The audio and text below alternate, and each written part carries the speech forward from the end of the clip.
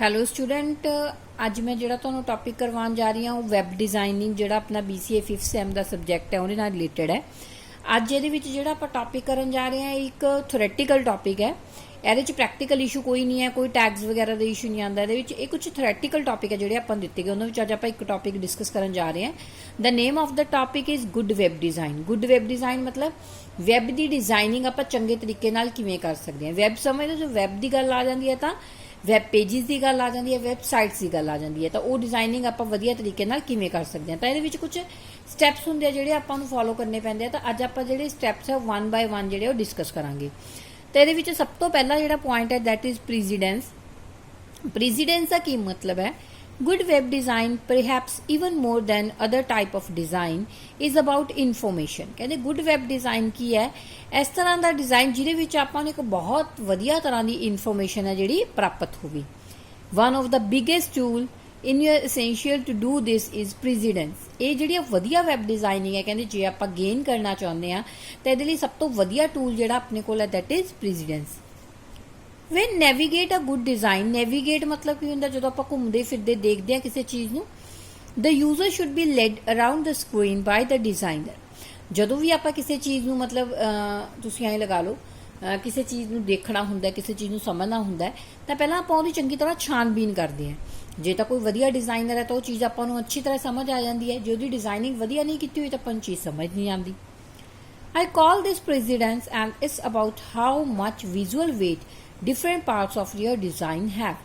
Precedence ਦੇ ਵਿੱਚ ਇਹ ਦੇਖਿਆ ਜਾਂਦਾ ਵੀ ਜਿਹੜਾ ਤੁਸੀਂ ਵੈਬ ਪੇਜ ਜਾਂ ਵੈਬਸਾਈਟ ਡਿਜ਼ਾਈਨ ਕੀਤੀ ਹੈ ਉਹਦੇ ਵਿੱਚ ਉਹ ਡਿਜ਼ਾਈਨਿੰਗ ਦਾ ਕਿੰਨਾ ਕੁ weight ਹੈ। ਇੱਕ ਪੇਜ ਦੇ ਉੱਤੇ ਡਿਜ਼ਾਈਨਿੰਗ ਤੁਹਾਡੀ ਕਿੰਨੀ ਕੁ ਹੈਵੀ ਹੈ, ਕਿੰਨੇ ਕੁ ਯੂਜ਼ਰ ਨੂੰ ਉਹ ਡਿਜ਼ਾਈਨਿੰਗ ਇੰਟਰੈਕਟ ਕਰ ਪਾਉਂਦੀ ਹੈ। ਇੰਟਰੈਕਟ ਮਤਲਬ ਕਿੰਨੇ ਕੁ ਯੂਜ਼ਰ ਨੂੰ ਆਪਣੇ ਵੱਲੋਂ ਖਿੱਚ ਪਾਉਂਦੀ ਹੈ। A simple example of precedence is that in most sites the first thing you see is the logo. ਸਭ ਤੋਂ ਪਹਿਲੇ ਜਿਹੜਾ ਡਿਜ਼ਾਈਨ ਹੈ ਲੋਗੋ। ਤੁਸੀਂ ਦੇਖਦੇ ਹੋ ਕਿਸੇ ਵੀ ਕਾਲਜ ਦੀ ਕੋਈ ਸਾਈਟ ਓਪਨ ਕਰਦੇ ਹੋ, ਕਿਸੇ ਸਕੂਲ ਦੀ, ਐਨੀਥਿੰਗ, ਕਿਸੇ ਪਰਟੀਕੂਲਰ ਪਰਸਨ ਦੀ ਸਾਈਟ ਜੋ ਤੁਸੀਂ ਓਪਨ ਕਰਦੇ ਹੋ, there will be a logo. Suppose in my channel I also have a logo ਜਿਹੜਾ ਕਿ ਮੇਰੇ ਚੈਨਲ ਦੇ ਵਿੱਚ ਸ਼ੋ ਹੁੰਦਾ। ਤਾਂ ਮਤਲਬ ਇੱਕ ਡਿਜ਼ਾਈਨ ਦੇ ਵਿੱਚ ਕੀ ਹੈ? ਸਭ ਤੋਂ ਪਹਿਲੀ ਚੀਜ਼ ਕੀ ਹੈ? ਉਸ ਬੰਦੇ ਦਾ ਲੋਗੋ ਸ਼ੋ ਹੋਣਾ ਜੋ ਉਹਦੀ ਆਇਡੈਂਟੀਕਲ ਮਤਲਬ ਉਹਦੀ ਇੱਕ ਅਲੱਗ ਪਹਿਚਾਣ ਨੂੰ ਡਿਸਕ੍ਰਾਈਬ ਕਰਦਾ ਹੈ। This is often because it's large and see at what has been shown in the study to be the first place people look. ਤਾਂ ਕਹਿੰਦੇ ਜਦੋਂ ਵੀ people ਕੁਝ ਦੇਖਣਾ ਸ਼ੁਰੂ ਕਰਦੇ ਆ ਤਾਂ ਫਰਸਟ ਲੁੱਕ ਕੀ ਹੁੰਦੀ ਹੈ ਕਿਸੇ ਸਾਈਟ ਦੀ ਜਾਂ ਕਿਸੇ ਵੀ ਮਤਲਬ ਆਪਾਂ ਕਿਸੇ ਬੇਸਿਕਲੀ ਕਿਸੇ ਡਿਜ਼ਾਈਨਰ ਚੀਜ਼ ਦੀ ਜਦੋਂ ਦੇਖਣਾ ਸ਼ੁਰੂ ਕਰਦੇ ਆ ਤਾਂ ਫਰਸਟ ਚੀਜ਼ ਕੀ ਹੁੰਦੀ ਹੈ? ਦਾ ਲੋਗੋ। ਇੰਨਾ ਕਰਨ ਤੋਂ ਬਾਅਦ ਉਦੋਂ ਬਾਅਦ ਆਪਾਂ ਨੀਚੇ ਦੇ ਪੁਆਇੰਟ ਦੇਖਾਂਗੇ। To achieve precedence you have many tools at your disposal. ਕਹਿੰਦੇ ਇਸ ਪ੍ਰੀਸੀਡੈਂਸ ਨੂੰ ਅਚੀਵ ਕਰਨ ਲਈ ਬਹੁਤ ਸਾਰੇ ਟੂਲਸ ਹੈ that we have to follow. First tool is position. Position ਦਾ ਮਤਲਬ ਕੀ ਹੈ? Where something is on a page clearly influence in what order the user sees it. Position ਜੋ ਵੀ ਤੁਸੀਂ ਪਰਟੀਕੂਲਰ ਚੀਜ਼ ਲਿਖ ਰਹੇ ਹੋ ਪੇਜ ਦੇ ਉੱਤੇ, ਕੀ ਉਹ ਕਲੀਅਰਲੀ ਦਿਖਾਈ ਦੇ ਰਹੀ ਹੈ? ਕੀ ਉਹਦੀ ਪੋਜੀਸ਼ਨ ਹੈ? ਕਿਸ ਆਰਡਰ ਦੇ ਵਿੱਚ ਉਹਨੂੰ ਆਪਾਂ ਡਿਸਕ੍ਰਾਈਬ ਕੀਤਾ। Secondly is color.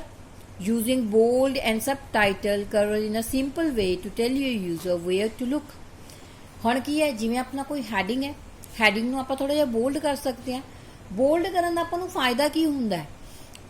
ਆਪਾਂ ਨੂੰ ਪਤਾ ਚੱਲਦਾ ਹੈ ਵੀ ਬੋਲਡ ਵਾਲੀ ਚੀਜ਼ ਕੀ ਹੁੰਦੀ ਹੈ। ਜਿਵੇਂ ਆ ਦੇਖੋ ਆ ਬੋਲਡ ਕੀਤਾ ਹੋਇਆ, ਦੈਟ ਮੀਨਸ ਇਹ ਥੋੜਾ ਜਿਹਾ ਡਾਰਕ ਹੈ। ਇਹਦੇ ਨਾਲ ਪਤਾ ਲੱਗਦਾ ਆਪਾਂ ਨੂੰ ਇੱਕ ਅਲੱਗ ਹੈਡਿੰਗ ਹੈ, ਇਹ ਇਹਦਾ ਥੋੜਾ ਜਿਹਾ ਘੱਟ ਡਾਰਕ ਹੈ ਨਾ, ਸਬ ਹੈਡਿੰਗ ਹੈ। ਤਾਂ ਇਸ ਤਰ੍ਹਾਂ ਦੀ ਜਿਹੜੀ ਕਲਰਿੰਗ ਆਪਾਂ ਯੂਜ਼ ਕਰਕੇ ਇੱਕ ਬਹੁਤ ਵਧੀਆ ਤਰ੍ਹਾਂ ਦੀ ਡਿਜ਼ਾਈਨਿੰਗ ਜਿਹੜੀ ਹੈ ਉਹ ਤਿਆਰ ਕਰ ਸਕਦੇ ਹਾਂ। ਥਰਡ ਪੁਆਇੰਟ ਆ ਜਾਂਦਾ ਕੰਟਰਾਸਟ। ਕੰਟਰਾਸਟ ਤੁਸੀਂ ਸਮਝੋਗੇ ਕਲਰ ਕੰਟਰਾਸਟ, ਠੀਕ ਹੈ ਨਾ, ਰੈੱਡ, ਯੈਲੋ, ਬਰਾਊਨ, ਗ੍ਰੀਨ, ਇਸ ਤਰ੍ਹਾਂ ਆਪਾਂ ਕਲਰ ਕੰਟਰਾਸਟ ਕਹਿੰਦੇ। ਹੁਣ ਇੱਕ ਗੁੱਡ ਵੈਬ ਡਿਜ਼ਾਈਨਿੰਗ ਦੇ ਵਿੱਚ ਕੀ ਹੈ? There must be a good colour contrast that can be attract the user, ਜਿਹੜਾ ਕਿ ਯੂਜ਼ਰ ਨੂੰ ਅਟਰੈਕਟ ਕਰੇ। ਇਸ ਤਰ੍ਹਾਂ ਦਾ ਕਲਰ ਕੰਟਰਾਸਟ ਜਿਹੜਾ ਹੈਗਾ ਆਪਣੀ ਵੈਬ ਡਿਜ਼ਾਈਨਿੰਗ ਦੇ ਵਿੱਚ ਆਪਾਂ ਯੂਜ਼ ਕਰ ਸਕਦੇ। ਫਿਰ ਆ ਜਾਂਦਾ ਗੱਲ ਸਾਈਜ਼ ਦੀ। ਦੇਖੋ size also takes place N important role.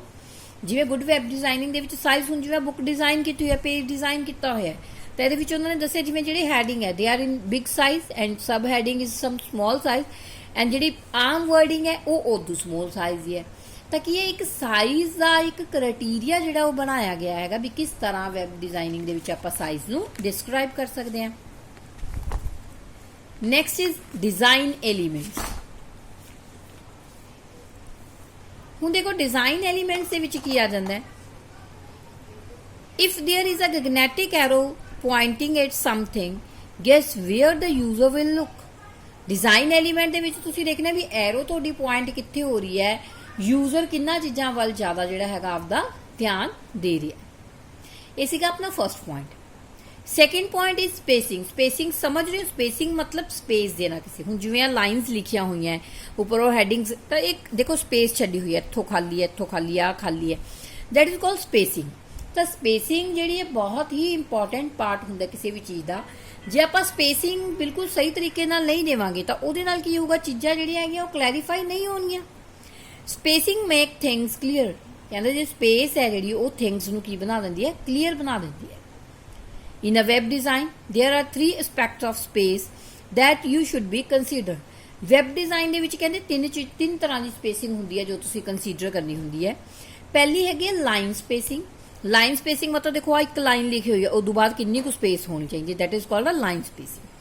Spacing, when you lay text out, the space between the lines directly affect how readable it appears। ਹੁਣ ਇਹ ਜਿਹੜੀ ਸਪੇਸਿੰਗ ਹੈ ਇਹਦੇ ਕਰਕੇ ਮੈਂ ਲਾਈਨਾਂ ਨੂੰ ਜਿਹੜਾ ਸਹੀ ਤਰੀਕੇ ਨਾਲ ਕਲੀਅਰਲੀ ਜਿਹੜਾ ਪੜ੍ਹ ਪਾ ਰਹੀ ਹਾਂ। Too little space make it easy for your eye to spill over from one line to next। ਕਹਿੰਦੇ ਥੋੜੀ ਸਪੇਸ ਹੁੰਦੀ ਹੈ ਉਹ ਤੁਹਾਡੀ ਅੱਖਾਂ ਨੂੰ ਇੱਕ ਲਾਈਨ ਤੋਂ ਦੂਜੀ ਲਾਈਨ ਤੱਕ ਲੈ ਜਾਣ ਦੇ ਵਿੱਚ ਹੈਲਪ ਕਰਦੀ ਹੈ। Too much space means that when you finish one line of text, ਕਹਿੰਦੇ too much space ਦਾ ਮਤਲਬ ਕੀ ਹੁੰਦਾ, ਜਦੋਂ ਤੁਸੀਂ ਇੱਕ ਲਾਈਨ ਦਾ ਐਂਡ ਕਰ ਦਿੰਦੇ ਹੋ ਤੇ ਟੈਕਸਟ ਤੁਹਾਡਾ ਨੈਕਸਟ ਲਾਈਨ ਦੇ ਵਿੱਚ ਮੂਵ ਕਰ ਜਾਂਦਾ ਹੈ। ਸਪੇਸਿੰਗ, ਲਾਈਨ ਸਪੇਸਿੰਗ ਤੋਂ ਬਾਅਦ ਜਿਹੜਾ ਆਪਣਾ ਨੈਕਸਟ ਪੁਆਇੰਟ ਆਉਂਦਾ ਦੈਟ ਇਜ਼ ਪੈਡਿੰਗ। ਪੈਡਿੰਗ ਹੁੰਦਾ ਹੈਗਾ generally speaking text should never touch other element. Padding ਮਤਲਬ ਆ ਜਿਹੜਾ ਟੈਕਸਟ ਦੋ ਲਿਖੇ ਹੋਏ ਹੈ they should be never touch to each other, ਵੀ ਇਹ ਦੋਨੇ ਇੱਕ ਦੂਜੇ ਨੂੰ ਜਿਹੜਾ ਹੈਗਾ ਉਹ ਟੱਚ ਨਹੀਂ ਕਰਨਗੇ। ਜਾਂ ਫਿਰ ਕੋਈ ਇਮੇਜ ਬਣੀ ਹੋਈ ਹੈ ਉਹਨੂੰ ਨਹੀਂ ਟੱਚ ਕਰਨਗੇ। For example, should not be touching text, neither should be border ਔਰ ਟੇਬਲਸ। ਜਿਹੜਾ ਟੈਕਸਟ ਆ ਉਹ ਕੋਈ ਐਵੇਂ ਐਲੀਮੈਂਟ ਨਾਲ ਨਾ ਟੱਚ ਕਰੇ। ਜੇ ਕੋਈ ਬਾਰਡਰ ਬਣਿਆ ਹੋਇਆ, ਸਪੋਜ਼ ਇਸ ਤਰ੍ਹਾਂ ਕੋਈ ਬਾਕਸ ਬਣਿਆ ਹੋਇਆ, ਇਹਨੂੰ ਨਾ ਟੱਚ ਕਰੇ। Padding is a space between element and text. Padding ਕੀ ਹੈ, ਸਪੇਸ ਹੈ ਦੋ ਐਲੀਮੈਂਟਸ ਤੇ ਟੈਕਸਟ ਦੇ ਵਿਚਕਾਰ। The simple rule here is that you should always have space here। ਤਾਂ ਇਹਨਾਂ ਵਿੱਚ ਆਪਾਂ ਸਪੇਸ ਜਿਹੜੀ ਆ ਉਹ ਦੇਣੀ ਹੁੰਦੀ ਹੈ।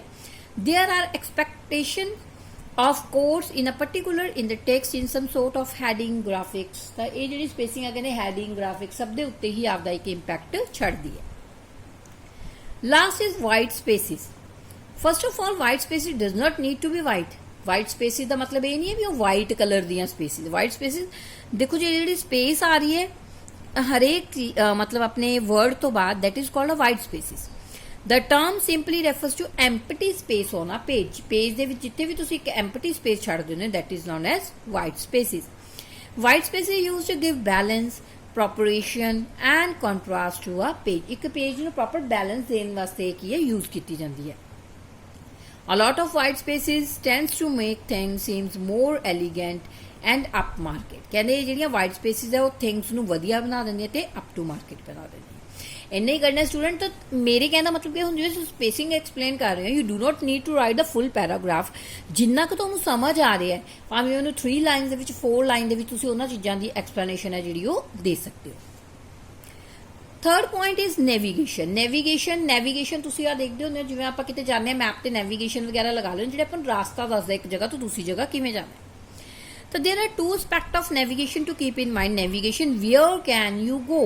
navigation ਦਾ ਮਤਲਬ ਤੁਸੀਂ ਕਿੱਥੇ ਜਾ ਸਕਦੇ ਹੋ। ਇੱਕ ਹੁੰਦੀ ਹੈ orientation ਮਤਲਬ where are you now। navigation ਤੁਸੀਂ ਕਿੱਥੇ ਜਾਣਾ ਹੈ, orientation ਤੁਸੀਂ ਕਿੱਥੇ ਫਿਲਹਾਲ ਹੈਗੇ ਹੋ। there are a few common sense rule to remember here। button to travel around a site should be easy to find, towards the top of the page and easy to identify। Page ਦੇ ਉੱਤੇ ਦੇਖੋ button ਬਣੇ ਹੁੰਦੇ ਆ, button ਦੇ ਉੱਤੇ click ਕਰਕੇ ਤੁਸੀਂ ਇੱਕ ਦੂਜੇ ਤੋਂ ਦੂਸਰੇ ਹਿੱਸੇ ਤੱਕ ਆਰਾਮ ਨਾਲ ਜਾ ਸਕਦੇ ਹੋ।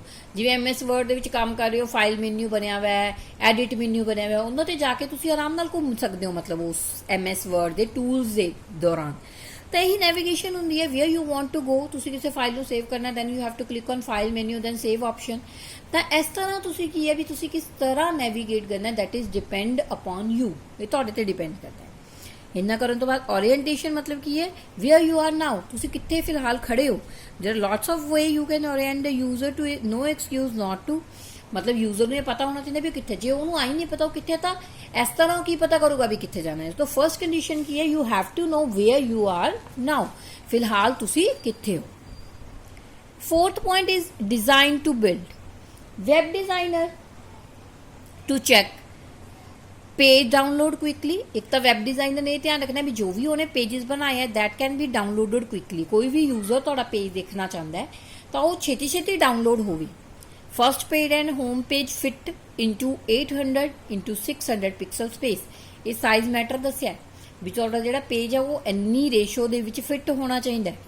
All the other pages have the immediate visual impact, जिन्ने भी पेजेस ऐसे विजुअल इंपैक्ट के अंदर शो होने चाहिए है। Good user of graphic elements like photos, subheads, and to break up large area of a text. जिन्हें भी तुसी कोई आपदे टेक्स्ट इमेजेस लगाने हो उन्होंने मतलब इस तरीके नाल लगाना भी देखने वाले नू चंगी तरह समझ आवे। Fifth point is typography.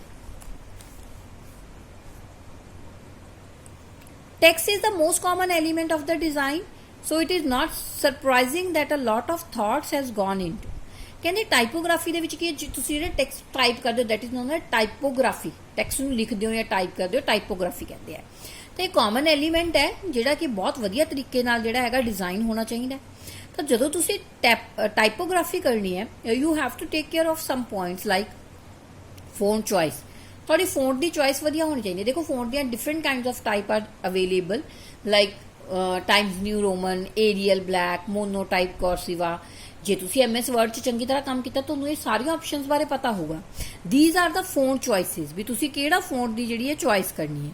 ਤਾਂ ਜੋ ਤੁਹਾਨੂੰ ਮਾਡਰਨ ਡਿਜ਼ਾਈਨ ਲੱਗਦਾ ਹੈ ਵੀ ਤੁਹਾਡਾ ਜਿਹੜਾ ਫੋਂਟ ਹੈ ਬਹੁਤ ਵਧੀਆ ਹੈ, ਲੁੱਕ ਵਧੀਆ, ਅੱਛੀ ਤਰ੍ਹਾਂ ਸਮਝ ਆਊਗਾ, ਤੁਸੀਂ ਉਹੀ ਜਿਹੜਾ ਫੋਂਟ ਜਿਹੜਾ ਚੂਜ਼ ਕਰਨਾ। Secondly font the size, font size is also depend, ਇਹ ਦੇਖਣਾ ਵੀ ਫੋਂਟ ਦਾ ਸਾਈਜ਼ ਨਾ ਤਾਂ ਬਹੁਤ ਜ਼ਿਆਦਾ ਲਾਰਜ ਹੋਣਾ ਚਾਹੀਦਾ ਨਾ ਹੀ ਬਹੁਤ ਜ਼ਿਆਦਾ ਛੋਟਾ ਹੋਣਾ ਚਾਹੀਦਾ। It can be easily understood by the user ਨੂੰ ਚੰਗੀ ਤਰ੍ਹਾਂ ਸਮਝ ਆਵੇ। ਜ਼ਰੂਰੀ ਨਹੀਂ ਸਟੂਡੈਂਟ ਮੇਕ ਸ਼ੋਰ ਦੈਟ ਵੀ ਇਹੀ ਲਾਈਨਾਂ ਤੁਸੀਂ ਲਿਖਣੀਆਂ ਜਿਵੇਂ ਜਿਵੇਂ ਮੈਂ ਤੁਹਾਨੂੰ ਸਮਝਾ ਰਹੀ ਹਾਂ। You can right in your own language after this point heading, ਠੀਕ ਹੈ। ਤੁਸੀਂ ਇਹਨਾਂ ਨੂੰ ਆਪਦੀ ਲੈਂਗੁਏਜ ਦੇ ਵਿੱਚ ਇੱਥੇ ਲਿਖ ਸਕਦੇ ਹੋ ਤਾਂ ਤੁਸੀਂ ਉਹਨਾਂ ਨੂੰ ਉਸੇ ਅਕੋਰਡਿੰਗ ਐਕਸਪਲੇਨ ਕਰ ਦਿੰਦੇ ਹੋ। Do not need to cram this point as it is, ਤੁਹਾਨੂੰ ਇਹਨਾਂ ਨੂੰ ਕ੍ਰੈਮਿੰਗ ਕਰਨ ਦੀ, ਰੱਟਾ ਲਗਾਉਣ ਦੀ ਜ਼ਰੂਰਤ ਨਹੀਂ ਹੈ। Font choice you have to choose the good font that the user can understand easily. Font size not so large, not so small. The font size must be understood by the user in a easy way. Like these are some tips that I given to you how you can write in your own language. ਤੁਸੀਂ ਆਪਦੀ language ਦੇ ਵਿੱਚ ਕਿਵੇਂ ਲਿਖ ਸਕਦੇ ਹੋ ਉਹਦੇ ਬਾਰੇ ਮੈਂ ਤੁਹਾਨੂੰ ਨਾਲ ਦੱਸੀ। ਸਪੇਸਿੰਗ ਇੱਥੇ ਤੁਹਾਨੂੰ ਦੁਬਾਰਾ ਡਿਸਕਸ ਕਰਨ ਦੀ ਜ਼ਰੂਰਤ ਨਹੀਂ ਹੈ। ਸਪੇਸਿੰਗ ਆਪਾਂ ਪਿੱਛੇ ਪੜ੍ਹ ਚੁੱਕੇ ਹਾਂ। ਸਪੇਸਿੰਗ ਕੀ ਹੁੰਦੀ ਹੈ, ਲਾਈਨ ਦੇ ਵਿੱਚ ਵਰਡਸ ਦੇ ਵਿੱਚ ਆਪਾਂ ਸਪੇਸਿੰਗ ਕਿਸ ਤਰ੍ਹਾਂ ਦੇਣੀ ਹੈ। ਲਾਈਨ ਲੈਂਥ, ਲਾਈਨ ਦੀ ਲੈਂਥ ਉਨੀ ਕੀ ਹੋਣੀ ਚਾਹੀਦੀ ਹੈ ਜਿੰਨੀ ਕਿ ਯੂਜ਼ਰ ਨੂੰ ਈਜ਼ੀਲੀ ਅੰਡਰਸਟੈਂਡੇਬਲ ਹੋ ਜਾਏ। ਦੇਖੋ ਜਿਹੜੀਆਂ ਬਹੁਤ ਲੰਬੀਆਂ ਲੰਬੀਆਂ ਲਾਈਨਾਂ ਹੁੰਦੀਆਂ ਉਹਨਾਂ ਨੂੰ ਸਮਝਣਾ ਬਹੁਤ ਮੁਸ਼ਕਿਲ ਹੋ ਜਾਂਦਾ ਹੈ, ਇਸ ਲਈ ਲਾਈਨ ਦੀ ਲੈਂਥ ਉਨੀ ਲਿਖਣੀ ਹੈ ਜਿੰਨੀ ਕਿ ਯੂਜ਼ਰ ਸਮਝ ਸਕਦਾ ਹੋਵੇ। ਕਲਰ ਕੰਟਰਾਸਟ ਦਾ ਵੀ ਧਿਆਨ ਰੱਖਣਾ ਹੈ, ਠੀਕ ਹੈ ਨਾ। ਦੇ do not become so sharp, ਇੰਨੇ ਸ਼ਾਰਪ ਨਹੀਂ ਹੋਣੇ ਚਾਹੀਦੇ ਵੀ ਅੱਖਾਂ ਨੂੰ ਚੁਭਣ, ਐਂਡ ਇੰਨੇ ਮੀਡੀਅਮ ਜਾਂ ਫਿਰ ਇੰਨੇ ਮੱਧਮ ਆਪਾਂ ਕਹਿ ਦਈਏ ਨਹੀਂ ਹੋਣੇ ਚਾਹੀਦੇ ਵੀ ਆਪਾਂ ਨੂੰ ਦਿਖਣ ਹੀ ਨਾ। ਸੋ ਕੰਟਰਾਸਟ ਜਿਹੜਾ ਹੈਗਾ ਕਲਰ ਦਾ ਉਹ ਵੀ ਇੱਕ ਵਧੀਆ ਤਰੀਕੇ ਨਾਲ ਹੋਣਾ ਚਾਹੀਦਾ ਹੈ। ਪੈਰਾਗ੍ਰਾਫਿੰਗ ਕੀਤੀ ਹੋਣੀ ਚਾਹੀਦੀ ਹੈ, ਜੋ ਵੀ ਟੈਕਸਟ ਹੈ ਕਿੰਨੀ ਮਾਤਰਾ ਦੇ ਵਿੱਚ ਲਿਖਣਾ ਉਹਦੀ ਜਿਹੜੀ ਪੈਰਾਗ੍ਰਾਫਿੰਗ ਹੈ ਉਹ ਪ੍ਰੋਪਰ ਜਿਹੜੀ ਹੈ ਉਹ ਹੋਣੀ ਚਾਹੀਦੀ ਹੈ। ਨੈਕਸਟ ਪੁਆਇੰਟ ਆ ਗਿਆ ਆਪਣਾ ਯੂਜ਼ੇਬਿਲਿਟੀ। ਯੂਜ਼ੇਬਿਲਿਟੀ ਦੇ ਵਿੱਚ ਕੀ ਹੈ, web design aim not just about pretty picture. Web designing ਦਾ ਮਤਲਬ ਇਹ ਨਹੀਂ ਸਿਰਫ ਆਪਾਂ ਨੂੰ ਇੱਕ ਬਹੁਤ ਵਧੀਆ ਪ੍ਰੀਟੀ ਪਿਕਚਰ ਆਪਣੇ ਸਾਹਮਣੇ ਰਿਪਰੈਜ਼ੈਂਟ ਕਰਦੇ ਹਨ with so much information and interaction affected on website. ਉਹਦੇ ਵਿੱਚ ਇਹੋ ਜਿਹੀ ਇਨਫੋਰਮੇਸ਼ਨ ਹੋਵੇ ਜਿਹੜੀ ਯੂਜ਼ਰ ਲਈ ਯੂਜ਼ਫੁਲ ਹੋਵੇ, ਯੂਜ਼ਰ ਨੂੰ ਇੰਟਰੈਕਟ ਕਰੇ, ਠੀਕ ਹੈ। That mean making your website usable, ਮਤਲਬ ਜਿਹੜੀ ਵੈਬਸਾਈਟ ਆਪਾਂ ਬਣਾ ਰਹੇ ਹਾਂ ਉਹ ਯੂਜ਼ੇਬਲ ਹੋਵੇ। ਸਿਰਫ ਇਹ ਨਹੀਂ ਡਿਜ਼ਾਈਨ ਵਧੀਆ ਹੈ, ਯੂਜ਼ਰ ਬਸ ਦੇਖ ਰਿਹਾ ਬਸ ਡਿਜ਼ਾਈਨਿੰਗ, ਉਹਦੇ ਵਿੱਚ ਕੁਝ ਆਪਾਂ ਨੂੰ ਦਿਖੇ ਵੀ, ਉਹਦੇ ਵਿੱਚ ਆਪਾਂ ਨੂੰ ਕੋਈ ਇਨਫੋਰਮੇਸ਼ਨ ਵੀ ਮਿਲੇ ਜਿਹੜੀ ਕਿ ਆਪਾਂ ਨੂੰ ਫਿਊਚਰ 'ਚ ਵਧੀਆ ਆਪਣੇ ਲਈ ਯੂਜ਼ੇਬਲ ਹੋਵੇ। ਤਾਂ ਇਸ ਤਰ੍ਹਾਂ ਦੀ ਇਨਫੋਰਮੇਸ਼ਨ ਹੋਣੀ ਵੀ ਬਹੁਤ ਜ਼ਿਆਦਾ ਜ਼ਰੂਰੀ ਹੈ। ਤਾਂ ਇੰਨਾ ਕਰਨ ਤੋਂ ਬਾਅਦ ਸਟੂਡੈਂਟਸ ਇਹ ਪੁਆਇੰਟ ਦੇ ਸਿਰਫ ਨੇਮ ਕਰਨੇ, adhering to standard, think about what user will actually do, think about user task. You have to write only these points name, not need to explanation of these point is there. Explanation ਕਰਨ ਦੀ ਜ਼ਰੂਰਤ ਨਹੀਂ, ਤੁਸੀਂ ਕੱਟ ਸਕਦੇ ਹੋ. You have to write only the points name. Next point is alignment. Alignment should be there. Alignment should be in proper way. Alignment ਦਾ ਮਤਲਬ ਕੀ ਹੈ? Alignment ਕਿਹੜੀ ਚੀਜ਼ ਰਾਈਟ ਤੇ ਰੱਖਣੀ ਹੈ, ਕਿਹੜੀ ਲੈਫਟ ਤੇ ਰੱਖਣੀ ਹੈ, ਕਿਹੜੀ ਸੈਂਟਰ ਤੇ ਰੱਖਣੀ ਹੈ, everything should be in straight. ਦੇਖੋ ਹੁਣ ਆ ਬੁੱਕ ਹੈ, ਇਹਦੇ ਜਿਹੜੇ ਪੇਜ ਲਿਖੇ ਹੋਏ ਪ੍ਰੋਪਰ ਅਲਾਈਨਮੈਂਟ ਹੈ, ਸਾਈਡ ਤੇ ਕਿੰਨੀ ਜਗ੍ਹਾ ਛੱਡੀ ਜਾਊਗੀ, ਕਿੱਥੇ ਹੈਡਿੰਗ ਹੋਣਗੇ, ਤਾਂ ਇਸ ਤਰ੍ਹਾਂ ਪ੍ਰੋਪਰ ਅਲਾਈਨਮੈਂਟ ਹੈ ਜਿਹੜੀ ਆਪਾਂ ਉਹ ਦੇਣੀ ਹੈ. Next point is clarity. ਦੇਖੋ ਕਲੈਰਿਟੀ ਹੋਣੀ ਜ਼ਰੂਰੀ ਹੈ. ਜੇ ਕਿਸੇ ਚੀਜ਼ 'ਚ ਆਪਾਂ ਨੂੰ ਕਲੈਰਿਟੀ ਨਹੀਂ ਹੋਊਗੀ, ਸਮਝ ਨਹੀਂ ਆਊਗਾ, ਯੂਜ਼ਰ ਨੂੰ ਜੇ ਕਲੀਅਰ ਨਹੀਂ ਤਾਂ ਉਹ ਕਿਵੇਂ ਕਰੂਗਾ, ਤਾਂ clarity should be there. Design ਜਿਹੜੀ ਹੈ ਨਾ ਤਾਂ ਸ਼ਾਰਪ ਹੋਣੇ ਚਾਹੀਦੇ, ਇਸ ਤਰ੍ਹਾਂ ਦੇ ਹੋਣੇ ਚਾਹੀਦੇ ਹੈ ਵੀ ਯੂਜ਼ਰ ਦੀਆਂ ਆਈਜ਼ ਨੂੰ ਆਪਣੇ ਵੱਲ ਖਿੱਚਣ, ਕਲੀਅਰ ਹੋਣ, ਤਾਂ ਕਿ ਯੂਜ਼ਰ ਉਹਨਾਂ ਨੂੰ ਚੰਗੀ ਤਰ੍ਹਾਂ ਸਮਝ ਸਕੇ. Last point is consistency. Consistency means making everything match. Consistency ਮਤਲਬ ਜੋ ਵੀ ਤੁਸੀਂ ਸਟਾਰਟਿੰਗ ਤੋਂ ਜਿਹੜਾ ਟਾਪਿਕ ਸ਼ੁਰੂ ਕੀਤਾ ਐਂਡ ਤੱਕ ਮੈਚ ਹੋਵੇ. ਇਹ ਨਾ ਹੋਵੇ ਤੁਸੀਂ ਸ਼ੁਰੂ ਤੋਂ ਕੋਈ ਚੀਜ਼ ਨੂੰ ਸ਼ੁਰੂ ਕਰ ਲਿਆ, ਵੈਬਸਾਈਟ ਨੂੰ ਰਸਤੇ 'ਚ ਜਾਂਦੇ ਜਾਂਦੇ ਭਟਕ ਗਏ, ਤੁਹਾਡਾ ਜਿਹੜੀ ਚੀਜ਼ ਨੂੰ ਲੈ ਕੇ ਤੁਸੀਂ ਚੱਲੇ ਸੀ, ਜਿਹਨੂੰ ਸੋਲਵ ਕਰਨਾ ਸੀ, ਉਹ ਤੁਸੀਂ ਸੋਲਵ ਹੀ ਨਹੀਂ ਕੀਤਾ, ਕਿਸੇ ਹੋਰ ਹੀ ਮੁੱਦੇ 'ਚ ਉਲਝ ਗਏ. ਤਾਂ ਕੰਸਿਸਟੈਂਸੀ ਹੋਣੀ ਚਾਹੀਦੀ ਹੈ. ਇਹਦੇ ਵਿੱਚ ਕੰਸਿਸਟੈਂਸੀ ਮਤਲਬ ਹੈਡਿੰਗ ਸਾਈਜ਼ ਸਾਰੇ ਦੇਖੋ, ਜਿਵੇਂ ਹੁਣ ਹੈਡਿੰਗ ਸਾਈਜ਼ ਹੈ, ਜਿਹੜੇ ਸਬ ਹੈਡਿੰਗ ਹੈ ਦੇਖੋ ਵੱਡੇ ਲਿਖੇ, ਤਾਂ ਜਿਹੜੀ ਇਹ ਕੰਸਿਸਟੈਂਸੀ ਬਣੀ ਹੋਈ ਹੈ ਵੀ ਫੋਨ ਦਾ ਸਾਈਜ਼ ਇੰਨਾ ਹੀ ਹੋਊਗਾ, ਹੈਡਿੰਗ ਦਾ ਸਾਈਜ਼ ਇੰਨਾ ਹੀ ਹੋਊਗਾ. Font choices, colouring, button style, spacing, design element, there should be a consistency. ਤਾਂ ਇੱਕ ਸਿੰਪਲ ਤਰੀਕਾ ਹੋਣਾ ਚਾਹੀਦਾ ਪੇਜ ਨੂੰ ਡਿਜ਼ਾਈਨ ਕਰਨ ਦਾ. ਤੇਰੇ ਨਾਲ ਇਹ ਆਪਣਾ ਜਿਹੜਾ ਵੈਬ ਡਿਜ਼ਾਈਨਿੰਗ ਦਾ ਜਿਹੜਾ ਟੌਪਿਕ ਹੈ ਇਹ ਖਤਮ ਹੁੰਦਾ ਹੈਗਾ. ਆਈ ਹੋਪ ਤੁਹਾਨੂੰ ਸਮਝ ਆ ਗਿਆ ਹੋਊਗਾ. ਸਟੂਡੈਂਟ ਜੇ ਕੋਈ ਪੁਆਇੰਟ ਤੁਹਾਨੂੰ ਨਹੀਂ ਸਮਝ ਆਇਆ, you can leave your comments on comment box. Comment box ਦੇ ਵਿੱਚ ਤੁਸੀਂ ਆਪਦਾ ਜੋ ਵੀ ਤੁਹਾਡੇ ਡਾਊਟਸ ਹੈ ਤੁਸੀਂ ਮੈਨੂੰ ਪੁੱਛੋਗੇ. I will clear your doubts. ਮੈਂ ਤੁਹਾਡੇ ਡਾਊਟਸ ਜਿਹੜੇ ਆ ਉਹ ਕਲੀਅਰ ਕਰ